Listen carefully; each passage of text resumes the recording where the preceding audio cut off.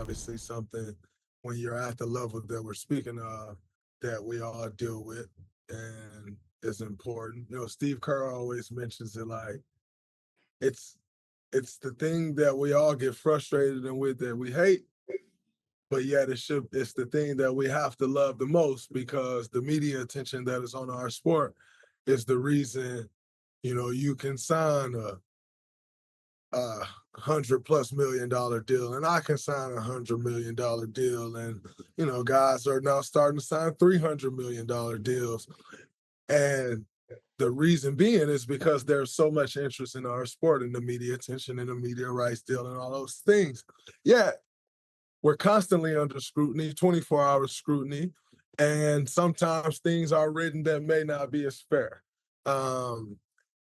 This week, not few days ago, it was reported by Shams that Joel had got into a physical altercation with a reporter.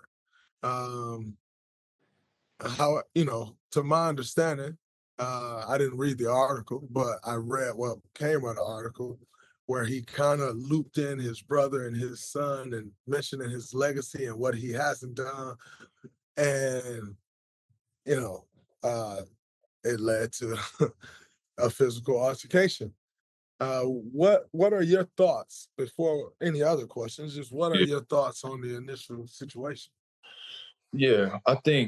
Man, I think that in this space, I think that the way that we have grown so fast and with the money that's involved and just the everyday 24-hour news cycle, and everything seems so important. And you can just be a guy on Twitter with a voice, and Draymond Green might see my tweet and he might respond to me, and then like now people know my name. And I think that with all of that being said, I think we've lost like some of the professionalism that goes with what this is still considered $1 billion business. So first and foremost, the whatever the article was, the excerpt that he wrote about his brother, his late brother, was super out of pocket.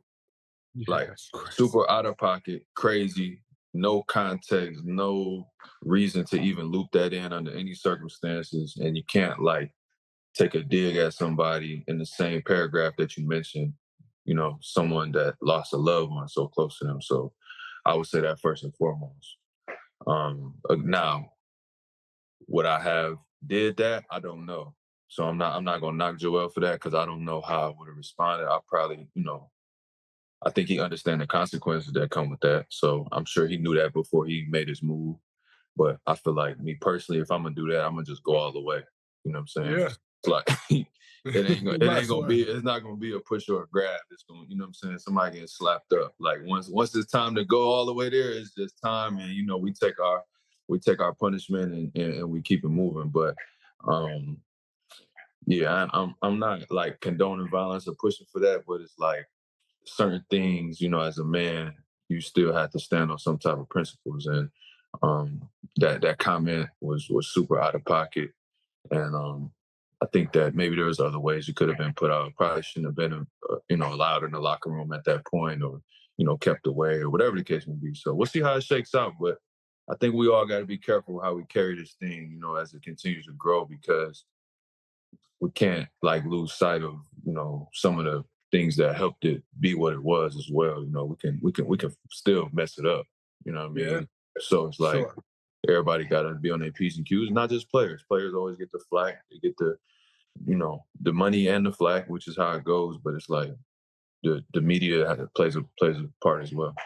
Yeah, no, for sure. I think, like you said, man, it was foul for that dude to like. There's no need for you to mention his son. There's no need for you to mention his brother.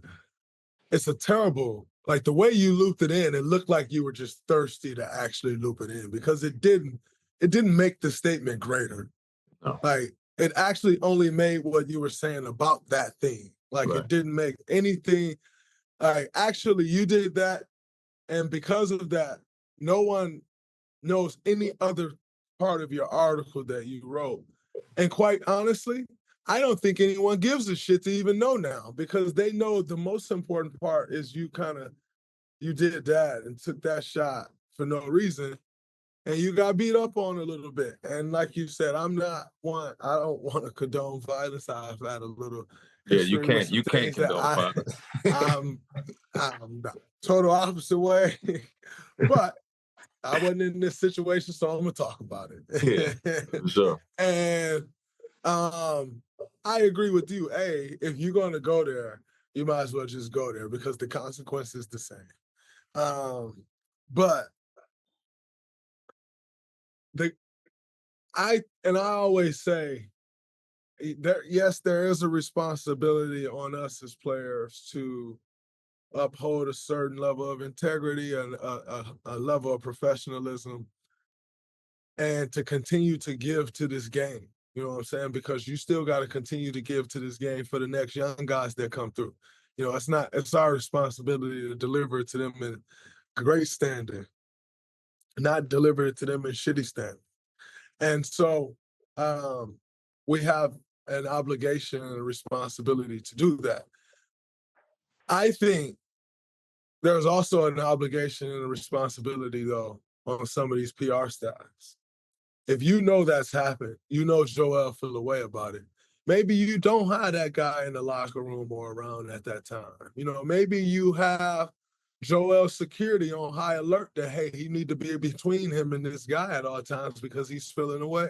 You know what I'm saying? As opposed to sometimes the stuff with the PR, it can be so transactional because they're just trying to get these interviews done.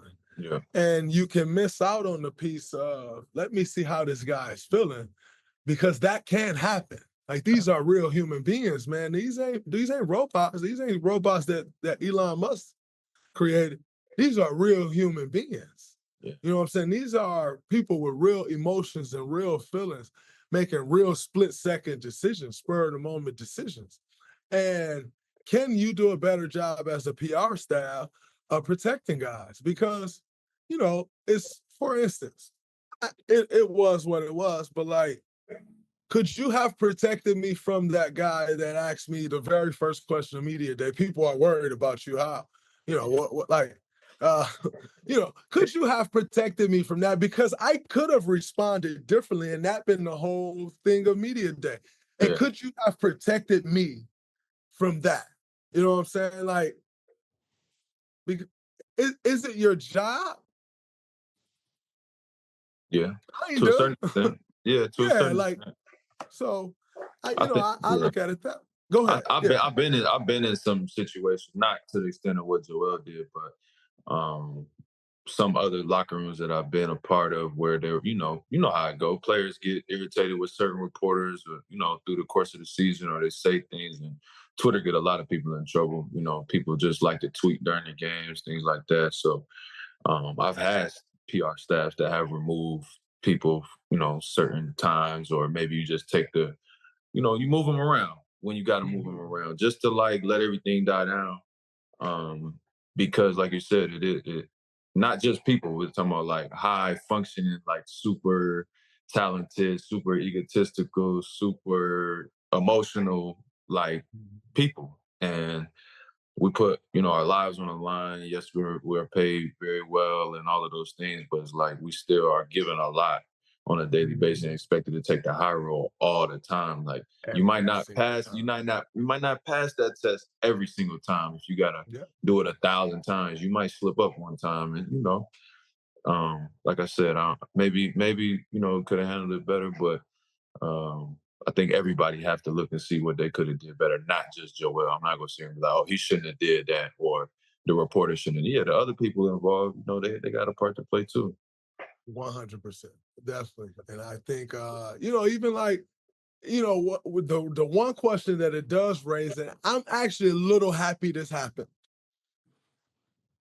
because we've been talking about this for years. Why are reporters in the locker room? Mm. Why are reporters in our sacred space where we have to get undressed, where I have to dry my wet body off, and they just stand there? Why do I have to be subject to that as at my job? No one else that works in the NBA is subject to someone watching them get dressed and in and out of the shower. Why am I subject to that? What is it doing? What better interview are they getting of me getting dressed, possibly in the back of somebody's video? What better interview are they getting and being in that locker room than me going to the podium and sitting there with a microphone? Yeah. Why must I get dressed and undressed in front of media members? Yeah, no, that's a fact. I prefer the podium by far.